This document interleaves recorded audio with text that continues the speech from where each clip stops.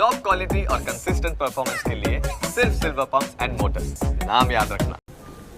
તો સુરતના ઉમરપાડામાં પણ 6 કલાકમાં 10 ઇંચ વરસાદ પડ્યો છે અને લાંબા વિરામ બાદ શહેરમાં ફરી વરસાદનું આગમન થયું છે।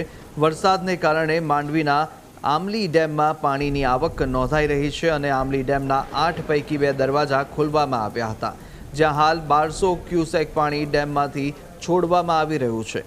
આમલી ડેમ માંડવીના ખેડૂતો માટે જીવાદોરી સમાન છે અને ડેમ ઓવરફ્લો થવા આવ્યો છે અને તેને લઈને હવે ડેમમાંથી પાણીની આવક વધવાને સાથે ડેમમાંથી પાણી છોડવામાં આવી રહ્યું છે। સુરત જિલ્લામાં ફરી એકવાર મેઘરાજાની તોફાની ઇનિંગ શરૂ થઈ છે।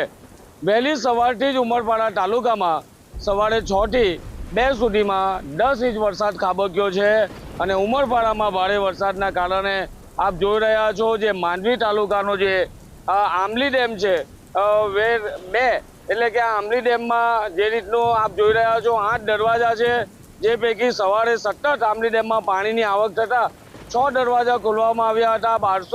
12,000 ક્યુસેક પાણી છોડવામાં આવ્યું હતું અને ત્યારબાદ હાલ જે તે વરસાદે વિરામ લીધો છે અને હાલ જે 6 દરવાજા ખોલવામાં આવ્યા હતા તે બંધ કરી અને માત્ર 2 દરવાજા માટે 1200 ક્યુસેક પાણી છોડવામાં આવી રહ્યું છે। અદ્ભુત દ્રશ્ય જોવા મળી રહ્યું છે અને ખાસ કરીને આમલી ડેમના જે નીચાણવાળા વિસ્તાર છે તેને આવેલા ગામડાઓ છે તેને એલર્ટ કરવામાં આવ્યા હતા।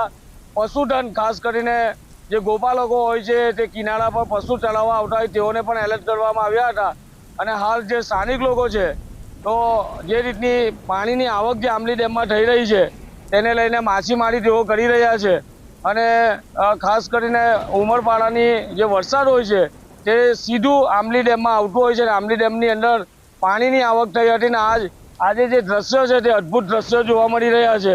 અને સૌથી મહત્વની જે બાબત છે ખાસ કરીને હું કેમેરામેનને કહીશ કે જે આમલી ડેમના જે દ્રશ્યો છે તે અદ્ભુત દ્રશ્યો જોવા મળી રહ્યા છે અને 2 જે દરવાજા છે તે ખોલવામાં આવ્યા છે અને 1200 ક્યુસેક પાણી હાલ ડેમમાંથી છોડવામાં આવી રહ્યું છે। નીચાણવાળા વિસ્તારોમાં આ પાણી છે તે સીધું તાપી નદીમાં ઠલવાતું હોય છે, પરંતુ આમલી ડેમની અંદર જે રીતે આ પાણીની આવક સવારે જોવા મળી હતી તેમાં જે સ્થિતિ છે તે સ્થિર થતાં તંત્રએ રાહતનો શ્વાસ લીધો છે। Kiransinh Gohil, news capital, Surat.